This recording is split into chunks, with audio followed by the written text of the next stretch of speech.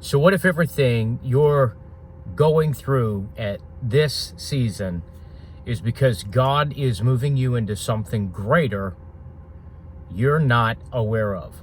You know, when I think about Joseph in prison, and he carried those dreams and the prophetic destiny that's on his life, but he spent 2 years at the end of that season without God saying a thing to him. No communication.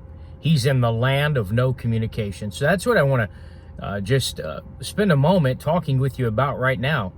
What's it like when we're in the land of no communication, where God's not saying anything, doors have closed, we're dealing with restrictions and profoundly deep questions that wear out our soul? Well, that's the place called process. And in process, there's preparation. And what I want to tell you today is that when you don't see what God's doing, that's a sign you're in preparation for something greater. Joseph has no idea that a major deliverance is coming. I mean, he's not just getting out of prison, he's going to rule a nation.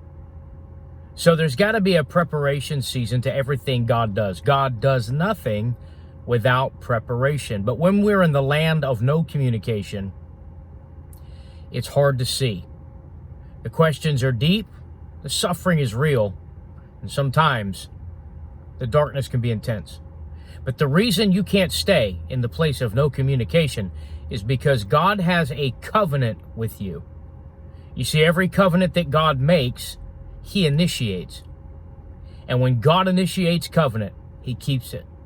I don't know what you're going through at this season in your life, and I don't know how the dynamics are for you when you're in your land of no communication.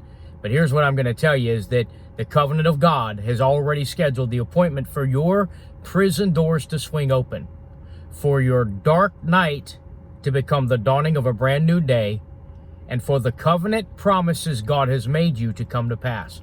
So when you're in the land of no communication and you're dealing with the darkness of the chaos of the soul, God's covenant is as strong and legitimate in those days as it is in the glorious days when He first makes covenant with you. If you study covenant, you'll find that God always initiates it. And the reason He does so is because He's inviting us in to experience Him on a very deep, personal, and profound level that literally changes history. It changes our personal history, and it changes the history of those God has called us to. So, in the chaos and in the darkness of the land of no communication, God's covenant with you stands sure. And you're going to come out of the place you're in. The sun's going to shine. Joy's going to return. Strength, clarity, vision, passion, purpose, and hope are not just going to make strong comebacks. They're going to be the daytime dynamics of the things God moves you in.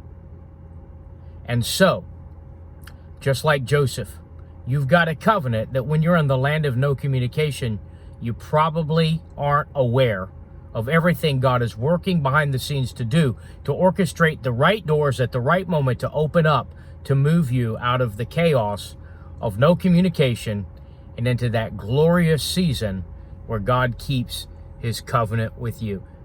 Be encouraged today. Set your faith, even if you can't see what God's up to.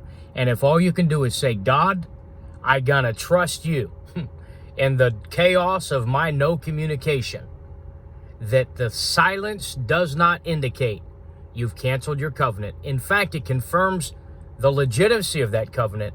And I trust that my covenant with you is going to bring everything together, just like I need it to come together at the right moment, at the right way, with the right people in the right places, at the right time. Make that your declaration. God's covenant stands as sure at this moment in your life as it ever has before. So be encouraged, be strengthened, and find a place of hope and rest in Him today. He will not leave you in the place of no communication. Your chaos will not be able to stop the right doors, the powerful moves of God that his covenant has already appointed for your life.